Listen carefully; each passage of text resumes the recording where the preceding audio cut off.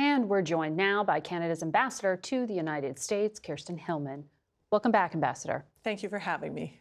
So a lot is going on in the relationship between our two countries. We are so deeply integrated here on trade. You buy more from the U.S. than any other country. We have the world's longest land border. We have shared defense interests through NATO, shared air defense with NORAD. Are we like in the middle of a divorce? Like, how do you describe the relationship?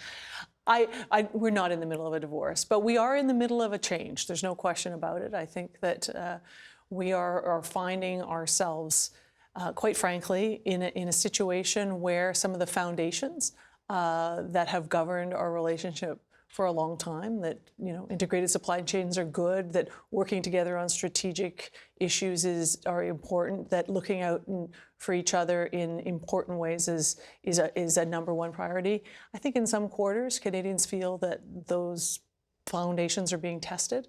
We will adapt. We will make it through. I have no doubt about that. But it's a complicated time. Well, Canada had agreed to join this Board of Peace that President Trump announced out at Davos. And then overnight Thursday, the president disinvited Canada. Is this kind of public snub interfering in the relationship? And what does that indicate to you about what this Board of Peace is that Canada had said it did want to be a part of? So we had expressed an interest in the Board of Peace a number of weeks ago.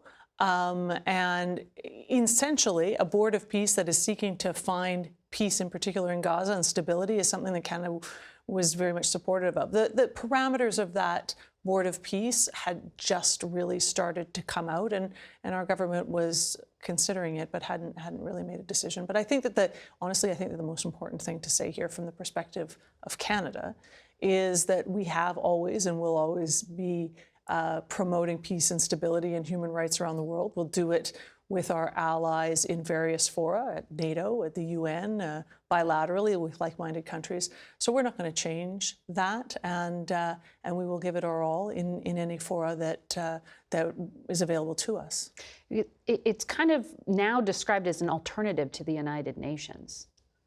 Is that something you're comfortable with? Well, we are deep supporters of the United Nations. We feel that it's not perfect. No large institution is, but having a place where the whole world can get together and express their views on issues that are important to the globe is vital. And as I said, NATO is vital, and we work with our EU counterparts and EU Canada, security discussions and various other configurations. So probably all of these different fora are essential. The Board of Peace has yet to be fully, I think, understood, and we'll see where that goes. But the outcomes are what matter to Canada. So your Prime Minister gave a national address on Thursday, and I understand he denounced authoritarianism and exclusion. He did not mention President Trump by name, but he did rebuke the claim that Trump made at Davos that Canada lives because of the United States. You're talking about what people receive at home. Everyone has local politics. So when something like that is said, do you fear that this is starting not just a spat, but this is like a generational split between our two countries? Like, how are people receiving this at home? Look, I think Canadians know that Canada lives because of Canadians, because what Canadians do for Canada.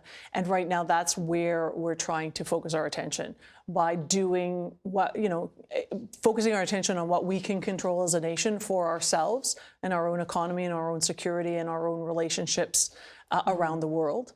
The United States is always going to be a vital partner. Geography, as you said in your opener, 5,500 miles of border, deep ties, millions of Canadians and Americans that work together every day, that do research and study and have families across the border. So that is there, and that is something that I actually think brings strength to the relationship at times where, at other levels and maybe at the political level, it's more complicated. It's very complicated. I mean, it's almost unthinkable that a phrase like authoritarianism and exclusion, that could be thought to be referring to the leader or the president of the United States. Well, I think that there are concerns globally by our government that we have institutions and norms, rules that have governed our countries, yours, mine, and all like-minded countries for generations, that are really being tested. And I think what matters is how we react in the face of these tests. And for us, for our country, for our Prime Minister, there are important implications for our country. And he's trying to articulate a vision, and I think he is articulating a very strong vision for how we must adapt. And again, it's about being pragmatic and principled. And that's what we're going to continue to be. You have had a long career here in the United States, deeply involved with trade in particular. You helped to negotiate that free trade deal known as USMCA during the first Trump administration. Yes. President Trump was asked about it January 13th. He said, "I really don't care in terms of renewing it. There's no real advantage. We don't need Canada products here." Is that free trade deal doomed? No, it is not doomed. That is my view. All three countries, Canada, the U.S., and Mexico, did broad consultations, national consultations with their business communities in particular, on how that agreement works for them. And really, without exception, the American comments back were, sure, we'd like to maybe update this or change this a little bit. But job number one is to do no harm to this agreement, which is the economic foundation of our continental partnership and leads to very important U.S. competitiveness and Canadian and Mexican competitiveness vis-a-vis other parts of this world. So I think that we have to believe that our political leaders are going to be listening to the people and the constituencies for whom that instrument was drawn up. And they're saying, this is vital to us, do no harm. So do you think there's a bilateral trade deal here? Is that what the Trump administration is going for rather than the three-way deal? Or I think that we hear that sometimes. We hear different things. Yeah. It is important to remember that even within that agreement, there are a lot of bilateral elements. But there are advantages to doing things trilaterally. There's a lot of supply chain movement that happens between our three countries. And if you break it into two, you could have different rules and disconnects there that are inefficient for business. So we're driven, look, Canada will be driven by what the best thing to do is, as I say, for the companies and constituencies that are relying on that agreement to create jobs. Because you heard the Commerce Secretary say at Davos, globalism isn't working. I mean, these free trade deals are part of that globalism. And it was just a week ago, your Prime Minister was in Beijing, and he described Canada's relationship with China as more predictable than its relationship with the United States. He really meant more predictable than the Trump administration's United States. Look, there's no question that the last number of months have been unpredictable for us in our relationship with the United States. We have a trade agreement that had us virtually tariff-free between our two countries, and now we have very serious tariffs on steel, aluminum, autos, lumber, and that's causing a lot of challenges within our country. There are people that are losing their jobs, there are industries that are being reoriented, and it's very difficult. So that is seen as, yes, unpredictable. But Fortress North America had been an idea. I mean, the Treasury Secretary talked about it, that the United States, Mexico, Canada, we could stand up together, have shared values and stand up to China. That seems dead if Canada is really describing a new alliance here with Beijing. Well, I think we have to put this in perspective. The agreement that we did with China a few weeks ago was a very focused and surgical agreement that was largely or almost exclusively designed to de-escalate some tariff escalation that had happened over the past year and a bit. So over the past year and a bit, China had put very punitive tariffs on Canadian agricultural products and fish and seafood, shutting Canadians out from one of their primary markets, if not for some of them their primary market. And so we went to Beijing to reestablish market access for our farmers and our fishers. It's exactly what the U.S. administration did in October when they reestablished market access for U.S. soy farmers and in exchange rolled back some tariffs and fees. So this is a very pragmatic, very focused approach. I think it's important to put it in context. But even Ontario's premier said this is letting Chinese spy cars into your country. I think he means electric vehicles that'll be cheaply made in China. Are you worried about becoming too beholden to China and its cheap manufacturing? No, we're not, because the auto side of this agreement was, again, to take us back to 2023. We had the importation of vehicles made in China. Many of those were Teslas, as a matter of fact.